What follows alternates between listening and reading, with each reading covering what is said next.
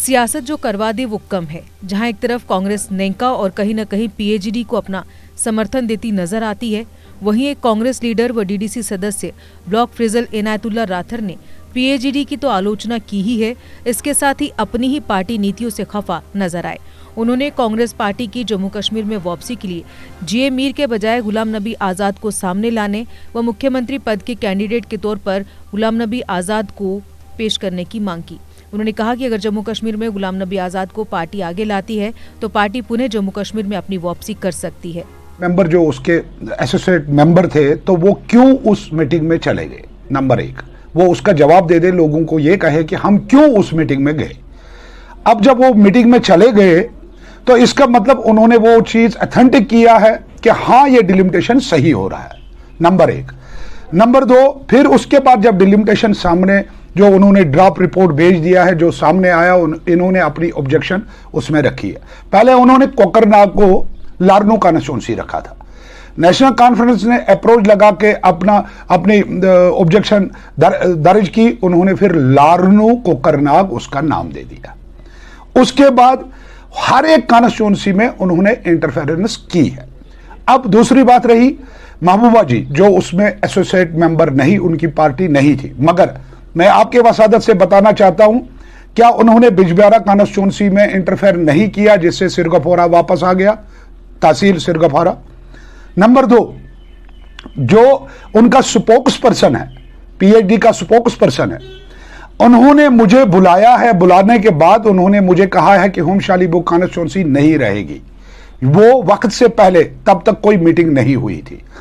जब उन्होंने अपने चॉइस पे यारीपोरा तहसील होम शालीबुग कॉन्स्टिट्यूंसी को उन्होंने तोड़फोड़ किया है, उन्होंने अपनी चॉइस पे यारीपोरा तहसील को मिलाया है कुलगाम के साथ, और जो फैसल तहसील और कैमू तहसील उनको हमें मिलाया है दिवसर कॉन्स्टिट्यूंसी के साथ। ये इसमें नेशनल कॉन्फ्रेंस ने कोई ऑब्जेक्शन दर्ज नहीं की, ना ही पीडीपी ने इस पे कोई बात की है, ना ही सीपीआई-एम ने इस पे कोई बात की है। अब रही बात कि मैं इनसे यह पूछना चाहता हूं कि ये कश्मीरी कौम को कब तक धोखा देंगे। अगर से बताना चाहता हूं, पहले आपने एक सवाल किया है कि जो पीएचडी का आपने ये 370 के, ये आपको मैं बताना चाहता हूं।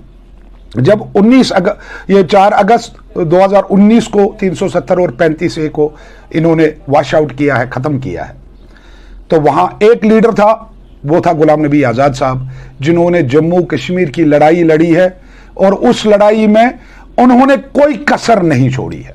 जब पीएचडी के दिग्गज लीडर जो पार्लियामेंट में थे, पीडीपी के भी थे, उन्होंने वॉकआउट किया है। वॉकआउट का मतलब मैं आज आपको समझाना चाहता हूं। वॉकआउट का मतलब है कि मैं उस चीज को एंडोर्स करता हूं जो चीज आपने लाया है, और मैं भाग रहा हूं, ना मैंने उसमें यह कहा है कि यह गलत है। बाहर उन्होंने कपड़े फाड़े, मगर लेकिन वॉकआउट किया है। वाईएसआर रेड्डी साहब की जो पार्टी बनी हुई है कांग्रेस, दूसरी कांग्रेस हैदराबाद की, उन्होंने भी वॉकआउट किया है। इसका मतलब उन्होंने उस चीज को सपोर्ट किया है जो सरकार ने लाया था, नहीं तो वहां वोटों की गिनती थी। अगर 75 वोट पड़े इस हक में कि 35A और 370 रखा जाए, अगर वो नजीर लावई साहब और फयाज साहब पीडीपी के जब थे, अगर वो भी वोट डालते तो 75 के बजाय वो 77 हो जाते, मगर लेकिन उन्होंने वॉकआउट किया, नंबर एक।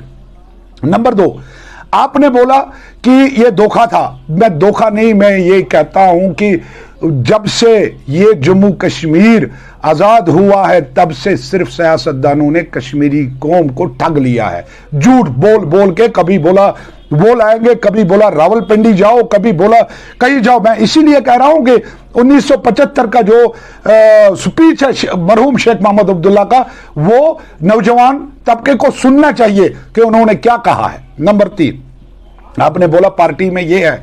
मैं आपको बताना चाहता हूं कि गुलाम नबी आजाद साहब ऐसा एक चेहरा है जिस चेहरे को आज भी कश्मीर के और जम्मू के लोग मर मिटने को तैयार है, क्योंकि वो एक ईमानदार चेहरा है जिन्होंने 2.5 साल हुकूमत की है, जिसमें आप देख लो कि क्या उससे पहले यहां मुसलमान चीफ मिनिस्टर नहीं था, क्या वो हज हाउस नहीं बना सकता था?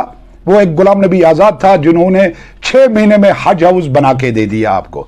उसके बाद रोड जितने भी रोड है, आज के जो इनाग्रेशन हो रही है, वो गुलाम नबी आजाद साहब की देन है, जिसने सीआरएफ इंट्रोड्यूस किया, जिसने नाबार्ड इंट्रोड्यूस किया, जिसने बाकी उसके बाद रहबरी ज़राअत जिनको ऑर्डर घर पहुंचाया गया है, वो आजाद साहब की देन थी। उसके बाद डिस्ट्रिक्ट, जिस डिस्ट्रिक्ट की मैं आज बात कर रहा हूं, कुलगाम डिस्ट्रिक्ट, इससे पहले जब मैं यहां आया हूं, माइग्रेंट होकर यहां आया हूं, तो मैं अनंतनाग डिस्ट्रिक्ट के साथ था, मगर लेकिन आजाद साहब के आने से वो कुलगाम का भी डिस्ट्रिक्ट आज आपको दिख रहा है। शुपिया वाला डिस्ट्रिक्ट जो पहाड़ी डिस्ट्रिक्ट दिया गया है, वो भी आपको देखने को मिल रहा है। उसी आजाद साहब के लिए हम कांग्रेस लीडरशिप को कहते हैं कि जम्मू कश्मीर में अगर आपको 10 सीटें, 15 सीटें, 20 सीटें हासिल करनी है, तो गुलाम नबी आजाद का चेहरा यहां पर सीएम कैंडिडेट फेस होना चाहिए, तो हमें लोग पसंद करेंगे और हमें वोट दे देंगे। आपने बोला ग्रुपिज्म मैं आपसे पूछना चाहता हूं, आपके वसादत से पूछना चाहता हूं, यह हमारे सवाल है। हर एक पार्टी में एक प्रेसिडेंट, खासकर कांग्रेस पार्टी में जब गुलाम नबी आजाद साहब पीसीसी प्रेसिडेंट बने तो उन्होंने सरकार लाके दे दी। उसके बाद ये सैफुद्दीन सोज साहब बने तो उन्होंने अपना काम निभाया। उसके बाद पीरजादा सईद साहब बने, उन्होंने अपना काम निभाया। उसके बाद गुलाम अहमद मीर साहब बने। मैं गुलाम अहमद मीर साहब के जाती तौर खिलाफ नहीं हूं। मैं आपसे यह पूछना चाहता हूं, इसमें एक पंचायत इलेक्शन हुआ, इसमें यूएलबी का इलेक्शन हुआ, इसमें डीडीसी इलेक्शन हुआ। मैं कांग्रेस पार्टी को यही सवाल, मैंने जनरल सेक्रेटरी इंचार्ज जो हमारी आई थी, मैंने उनको भी यह पूछा है कि क्या परफॉर्मेंस है जिस वजह पे आपने पीसीसी प्रेसिडेंट को बरकरार रखा है। हम ये नहीं चाहते हैं खुदा न खास्ता कि हम कोई दूसरा रास्ता इख्तियार करें। हम ये चाहते हैं कि कांग्रेस की बागडोर जो है जम्मू कश्मीर में, वो ऐसे हाथों में दी जाए, एक नौजवान के हाथों में दी जाए जिसको लोग एक्सेप्ट करें और आजाद साहब का चेहरा उसके ऊपर हो। और वही उसी कांग्रेस के साथ हम चलना चाहते हैं। हमने राहुल गांधी को लीडर माना है, हमने सोनिया जी को लीडर माना है, हमने प्रियंका जी को लीडर माना है, मगर लेकिन जम्मू कश्मीर में हमने आजाद साहब को लीडर माना है, जाना है, जिससे कल मुझे इलेक्शन में जाना होगा। मैंने इलेक्शन जीता है, जो मैंने डीडीसी इलेक्शन जीता है, उस डीडीसी इलेक्शन में कांग्रेस पार्टी मुझे तो नहीं आई है वहां वोट मांगने के लिए। मैंने तो उस टाइम भी ये 370 में बोला, कल सब लोगों को बोला, आज भी मेरे स्पीच आप निकाल सकते हैं। और उसमें मैंने ये कहा है कि भाई 370 का कुछ नहीं है, मैं डेवलपमेंट के लिए यहां हूं। जीके अपडेट रहे हमारे साथ। अगर आप ये वीडियो YouTube पर देख रहे हैं तो हमारे YouTube चैनल को सब्सक्राइब करें और बेल आइकन को क्लिक करें। अगर आप ये वीडियो Facebook पर देख रहे हैं तो हमारा Facebook पेज लाइक जरूर करें। For advertisement please contact 7051091811।